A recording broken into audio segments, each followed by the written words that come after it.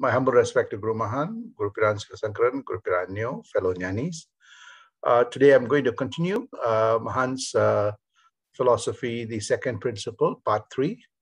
And today I'm going to spend some time on an important quote by Mahan.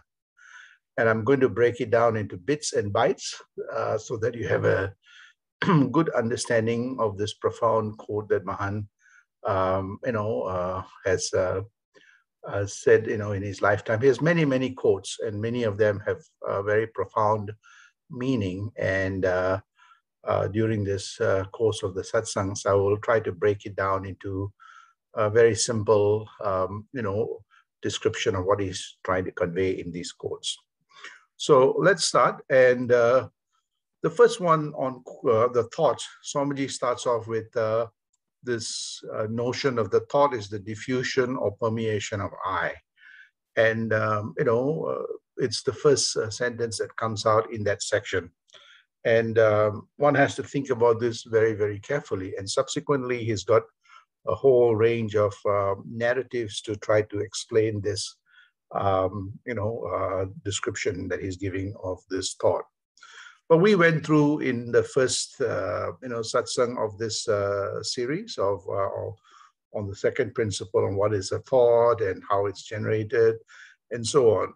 So for those who missed that, take a look at that part 1 of the principle 2 on thought. But I'm going to go a little bit more deeper in a very profound quote.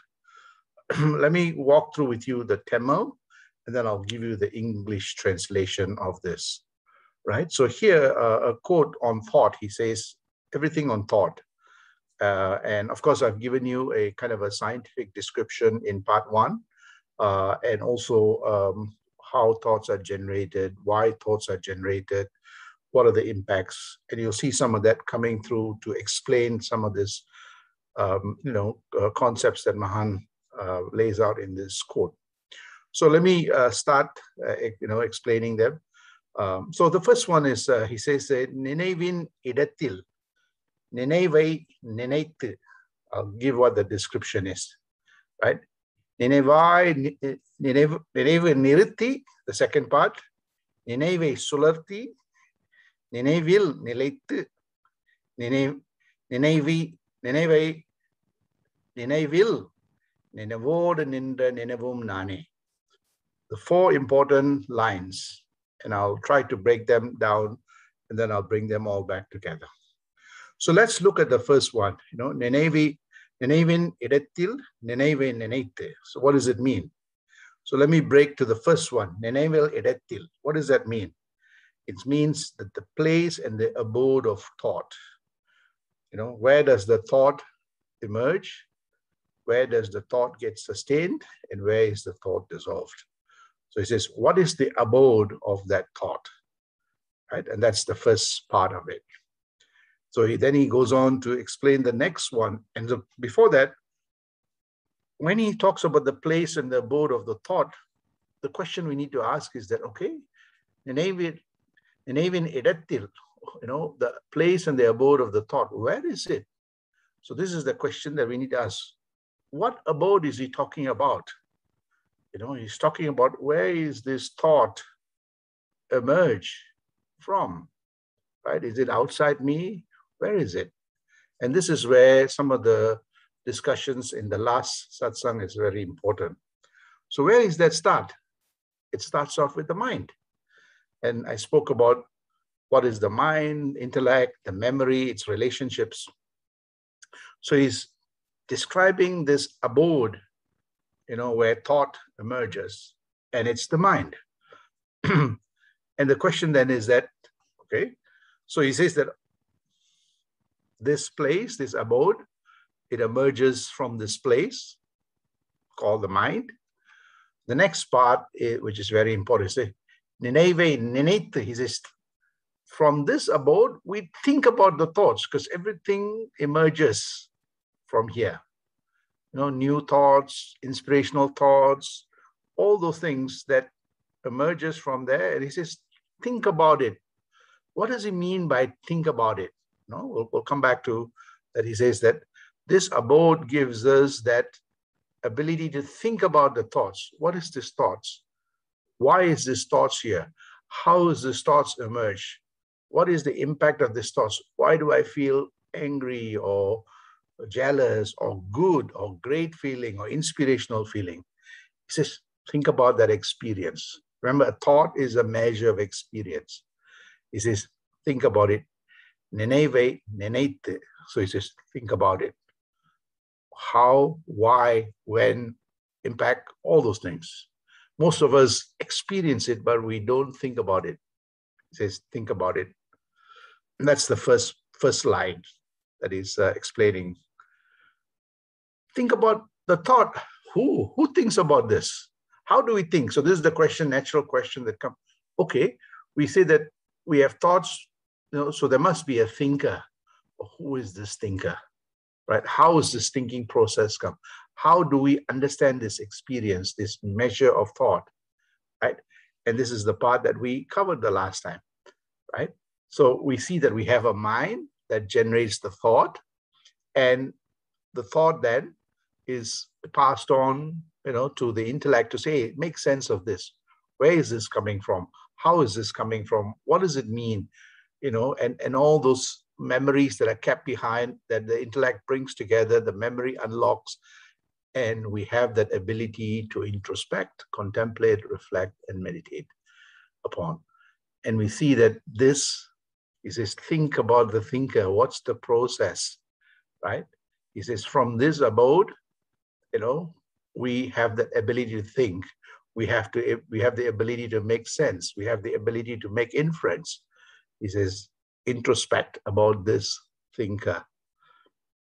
So again, what we covered in the last satsang is very important. The second part, which is important, is Neneve Niritti. Nenevai, Sulati. See? Neneve Sulati, he says. So he says, Neneve Niritti, Neneve Sulati. Okay, and I'm going to break this again the same way as the last time. He says, Neneve Niritti, he says, now thoughts are emerging in our mind. He says, pause it, anchor the thought for a short moment. He says, learn to anchor it. When we are able to anchor or pause the thoughts or stop the thoughts for a short moment, he says that Neneve Sularti. Sularti means sometimes looks circular, it says, but actually what it means is that, I'll come back to that Sularti, but that pausing the thought is important. He says, pause or anchor the, how do we anchor the thought? How do we pause that thought, right? So sometimes I hear disciples saying, Guru, my thoughts are continuously running. I find it hard to stop for a while, right? And this is the part which is very important. Yes, there seem to be a flow of thought, but at every given moment, we have just one thought, right? So he says, how do we pause this thought? How do we do this? And this is the part that is really important. When we spoke about how meditation enables us to bring all this multiplicity of thoughts into that one thought, that one optional thought, you see? And for all our, as we slowly quieten down the mind, our bandwidth expands, our bandwidth deepens here, our neural bandwidth. We see that we have that ability now for the mind not to be pulled by thoughts, but to observe the thoughts carefully. So the bandwidth through meditation, we expand our bandwidth, we deepen our bandwidth, we're able to now slow down the thoughts. Ultimately, we're able to come to a state where we're able to observe the thought one at a time. And this is where the meditation is very important. So he says, Neneve Niritti, he say, anchor your thoughts. I like the word anchor the thoughts. And this is the part Swamiji always says, Unarva Gavani Pa. He says, Unarva Gavani means anchor your thoughts onto your inner vibration. And how does it do it? He says, through this meditation process, through this mindful process. So we see that in this one statement, he shows, pause your thought, anchor your thought. once you're able to anchor the thoughts, then it's like electron microscope. You can then, expand, go in, understand the thoughts, explore the thoughts, see where it comes from, and all those things. And this is where the next part is very important. He says that Nineve solarti. So what does that mean? Solarti means looks like, it's turning around. Now, what he means here is that introspect this thought very carefully, attentively, from all perspective, a wholesome, universal perspective. When you put something under the electron microscope, the light beam hits into every nook and cranny of that, cell or material under that, and it gives you a full, complete, wholesome picture.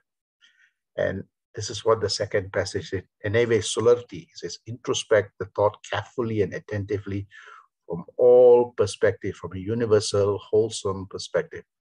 So this is the practice of meditation. This is the practice as mentioned earlier.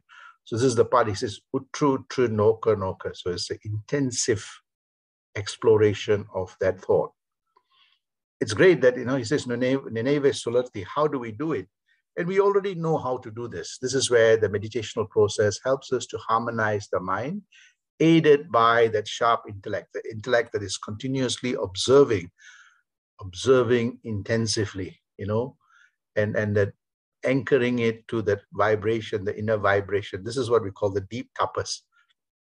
And this is what Swamiji says, Unarva Gavani, that one intensive vibration, that the mind is so sharp like electron microscope that any thought that emerges, you're able to understand where the source and why the thoughts are there. He says that Nineve niritti, Nineve sularti. He says that anchor the thoughts and introspect the thoughts in a wholesome, universal, comprehensive way. And for that, one needs that intellect to be able to be sharp, to inspire the mind, the memory to acquire that knowledge that is embedded there, to inspire the mind to be like electron microscope. So this is the second passage. The third passage is the Ninevil Nileitu. Ninevil. He says, what does that mean? He says, let's look at that.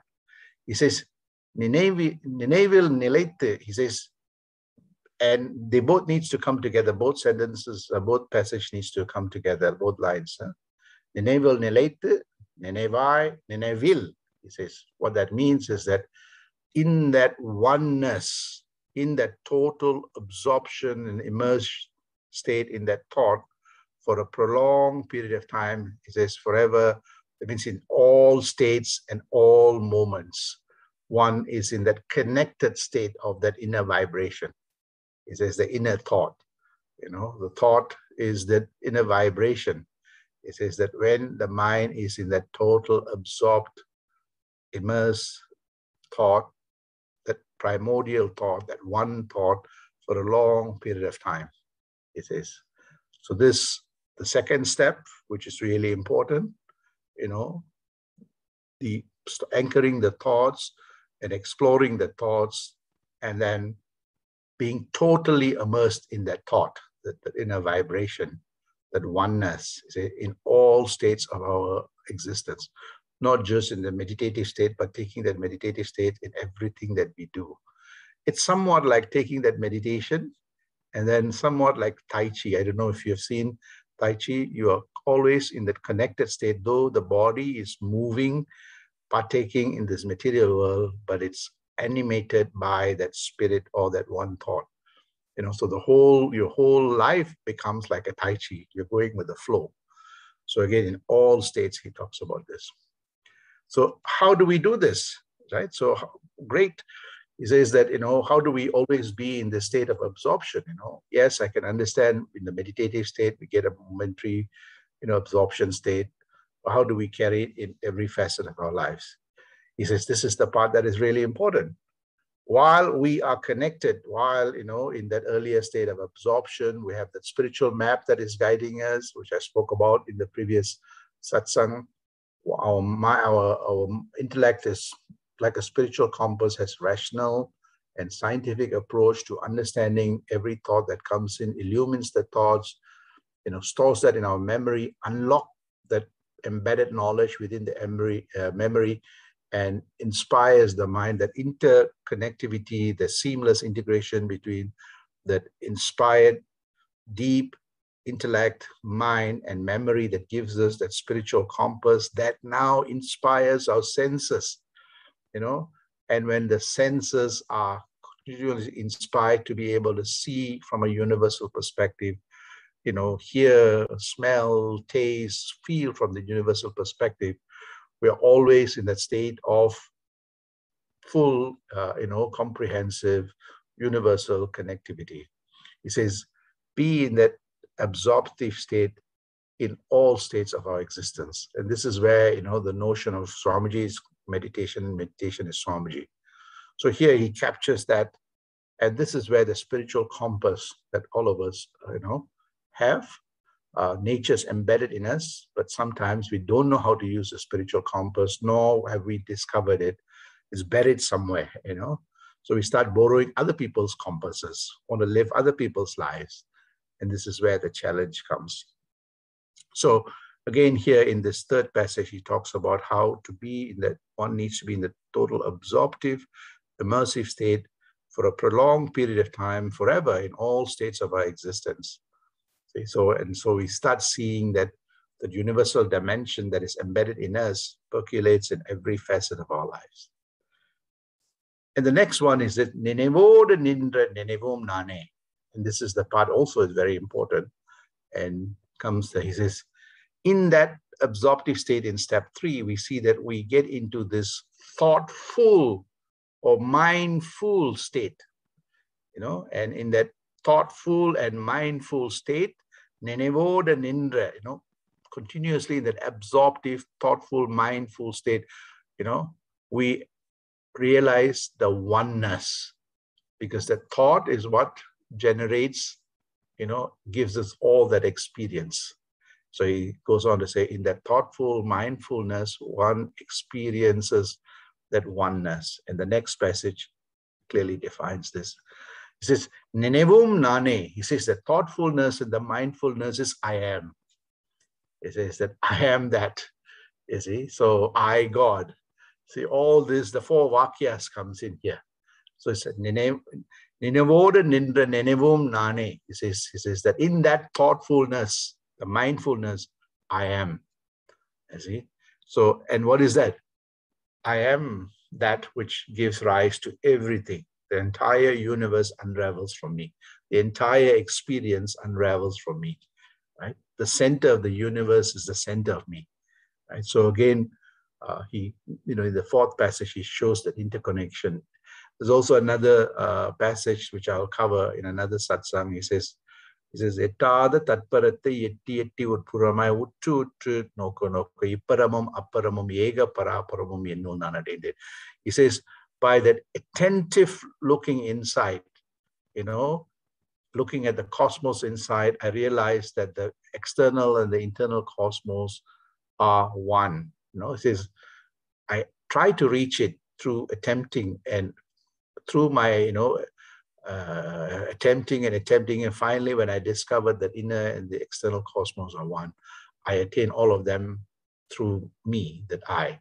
And this is what this one picture shows, that the entire cosmos just is unraveled from that I, Nenevum Nane. It says that all the thoughts.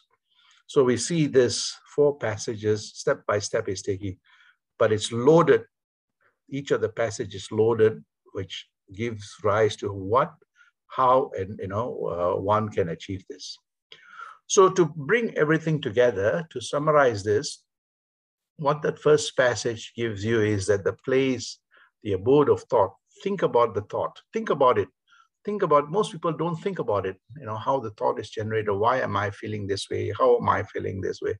So the first passage essentially tells you about that. Start with thinking, how the thinker, how the thinking process and how thoughts are generated. And then the second passage talks about pause it, anchor the thoughts, introspect the thought carefully from all perspectives. in a wholesome, complete, universal perspective. For that, the intellect is very important. It teaches you how to do inference. It teaches you how to look at the information, access that right information, analyze that information, synthesize the information in a comprehensive way.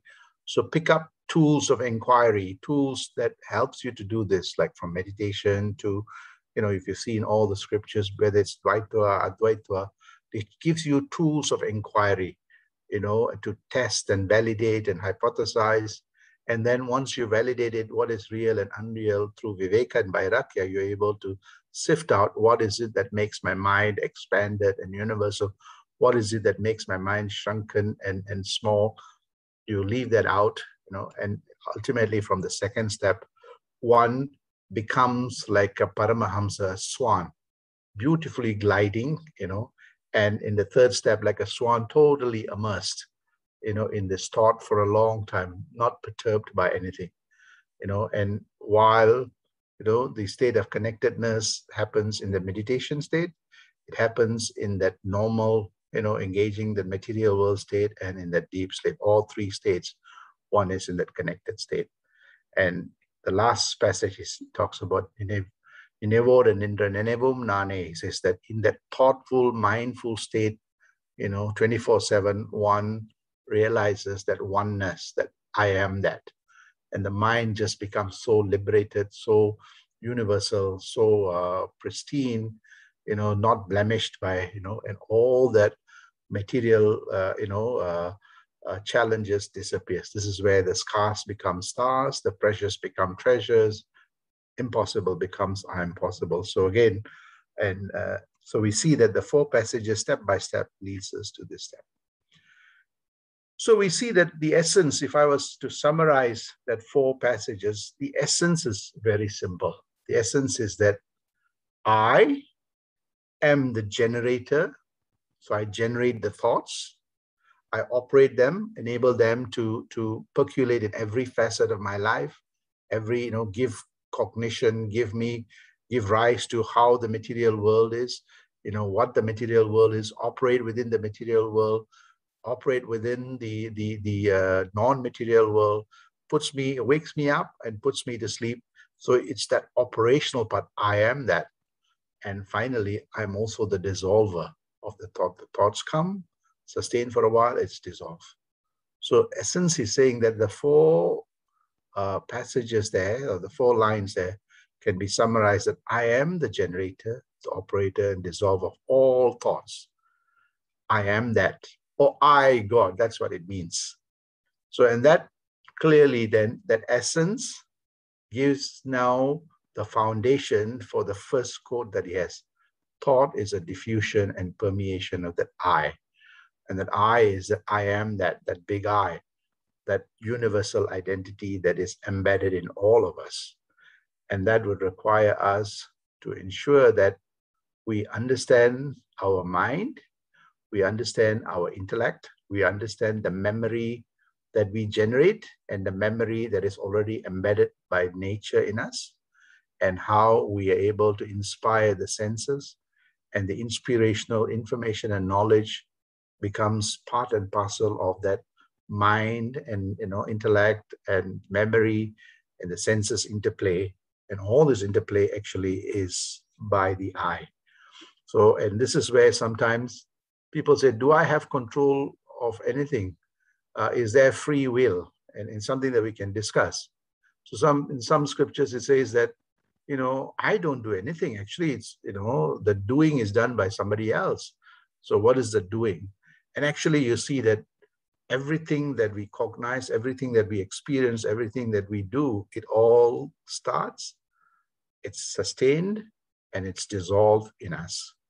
And this is where we see that if that is the case, then the question we want to ask is that if we want to be happy, if we want to attain the summa irukum sugam, the blissful, joyful feeling that nature has blessed us with, if we want to have a successful life, if we want to have an inspirational life, an awesome and universal and moksha-filled or, blissful and enlightened life, where do we start? Do we start with our external world? Do we start with our bank accounts? Do we start with the cars that we drive or the relationships that we have? All this would not be, the meaning would not be there if we do not harness that inner, strength or inner power or inner treasure that is embedded in all of us. If we are able to understand that, if the mind is able to be inspired by that I within us, our life becomes that we're able to generate the thoughts, the experiences, and the life we want. So everything starts with us. The epicenter of every goodness, starts and ends with us. The epicenter of all challenges and negativity also starts and ends with us. And Mahan here shows us that how, through a series of steps, one can transition from that external, limited material world to that internal, universal, richer, with abundance of inner infinite possibilities and potentialities to inspire the mind, intellect, and the memory to be able to percolate that across all our senses, to be able to generate the thoughts, a wholesome, complete, universal thought to create a wholesome, complete, and universal life. And this is why we see that this whole mindfulness, this thoughtfulness process gives us a much more full, rich life, a universal life. Thank you very much, Sandosham.